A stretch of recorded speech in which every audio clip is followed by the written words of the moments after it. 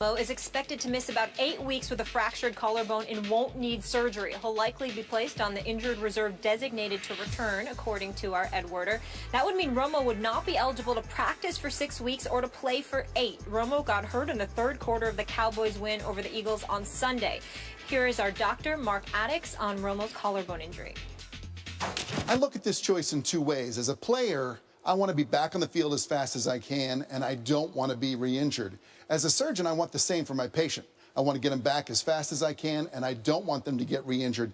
This is the clavicle that he hurt in 2010. My concern for him is, one, that he's at a bigger risk for re-injury, and in my experience, and looking at the literature, when you return from a clavicle fracture without having surgery, you're looking at 2 to 4 weeks longer to return. So if he was going to come back in 6 to 8 with the surgery, you're looking at 10 to 12 without surgery. Romo tweeted the following on Monday. "Thank you for all your prayers and support. No surgery needed. We're just getting started. Cowboys Nation. See you soon." Skip, no surgery needed. Do you have a problem with your team's decision? I'm concerned about it, Stephen A. Dr. Addix is exactly right. Who am I to quibble with his read on this? He's a longtime pro football player. He's done this surgery many times on many athletes, and that's what the literature, as he said, will tell you. You need to go ahead and have the surgery. You need to go ahead and put a little plate over the crack so it will hold it better, and that there'll be less chance of you re-breaking the clavicle. Last night, though, I called a prominent surgeon I know who's a team doctor for a different team. Okay. And he said he was fascinated by the Cowboys' path that they chose here. He knows all about this and has done this surgery on many pro football players and basketball players. And he said, you know what? This tells me the Dallas Cowboys are all in.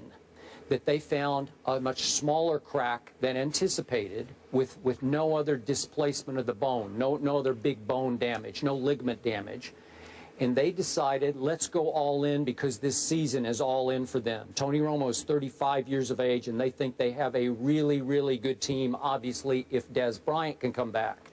So what they're thinking is, according to this surgeon from afar, they'll use all the modern medicine breakthroughs that we have at our fingertips now, the PRP shots where you take some of your blood, spin it down, and re-inject it where the injury is to speed the healing, or stem cell shots. You take some of your own stem cells and you inject them in the injured area to speed the healing. Two issues that you have there that you could use, two new breakthroughs. And then you wait and hope that in 5 weeks, as opposed to 8 or 10 or 12 weeks, that you could, remember, it says non-throwing shoulder, so you don't have to worry about the right one, it's just the left one. They got all kinds of braces and pads that they could put on the left shoulder. Now, is there high probability that he would re-injure? There is. I'd be the first to tell you. But if you want to try to get Tony Romo back in 5 weeks, maybe 6 weeks, this is how you go. It is high risk, maybe high reward. I'll be the first to tell you, I don't love this. This is not the safe way, the conservative way to go. This is Jerry Jones plunging for oil. That's what he's doing. This, you know, and you hope you don't hit a dry hole here, because that's exactly what you're doing with Tony Romo, hoping at 35 he can come back and give you, you know, the last whatever games would be left from 5 games out on, and hoping, because it's not his throwing arm, that it'll be okay. I'm a little shaky about it, but I love the guts that they're having to take the risk. Do you take it? You like it, don't you? Doesn't bother me at all. Yep. You know, Skip, it's really, really interesting listening to you. Dr. Bayless, you did a fabulous job of dissecting and highlighting. You know, if I hadn't been this, I would have been that. Really? A doctor? Yeah, I would have been a surgeon. In all seriousness, orthopedic surgeon. That's really interesting, because had I not been doing this in this profession, I would have been a criminal lawyer. Oh, I was going to say lawyer. I didn't know criminal. Honest truth. I believe. Oh no, you could have been a lawyer too. I say this to this very day. He would have lost to me. But I will tell you this, and in all seriousness, I've always said this: there is no way on earth that Johnny Cochran, God rest his soul, would have beat me in that O.J. trial. I would have won that case. I don't know what Christopher Darden and Marcia Clark was thinking. They couldn't have messed with me. Johnny Cochran would have lost that case to me. I can promise you that. With all that evidence, please. Now, back to reality. here's the deal. Thank you for that side note. Yeah, I would have been great.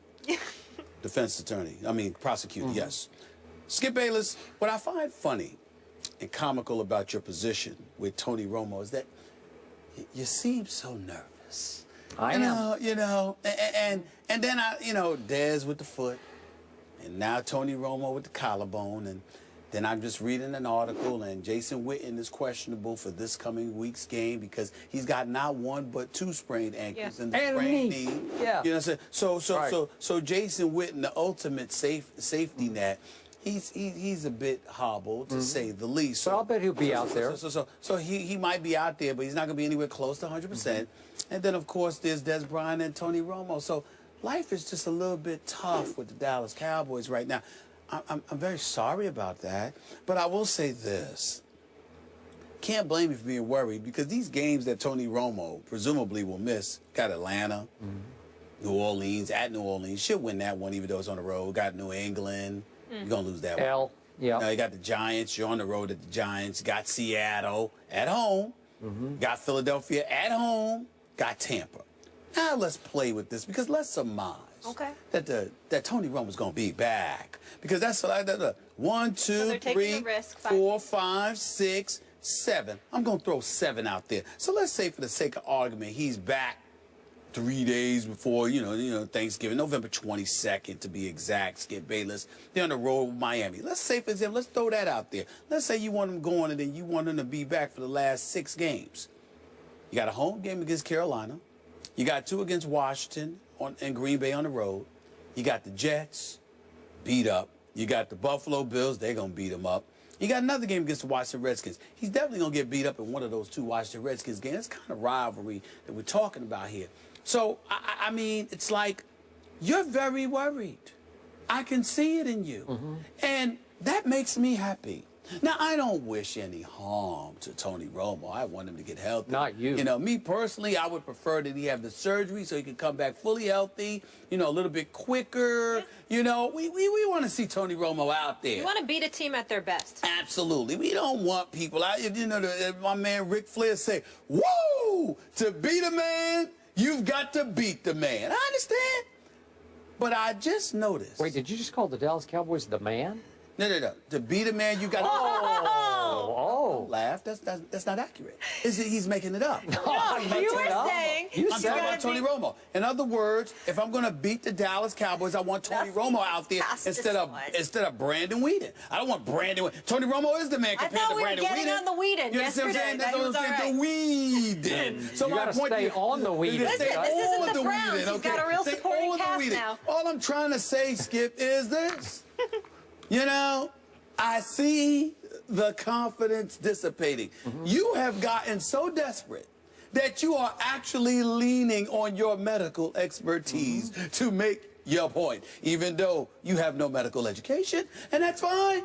That's fine. I don't blame you. I don't blame you because all it does is provide me fodder over the next several weeks to have an absolute ball with you, listening to you regurgitate the same, chirping about the same nonsense about the Dallas Cowboys. Well, it is nonsense. Defending division champs that should have won at Green Bay. Here's why it's nonsense. Here's why it's nonsense. Yeah. At the end of the day, you're going to miss at least 6 weeks. And when you come back, you're going to have those teams that I highlighted waiting for you.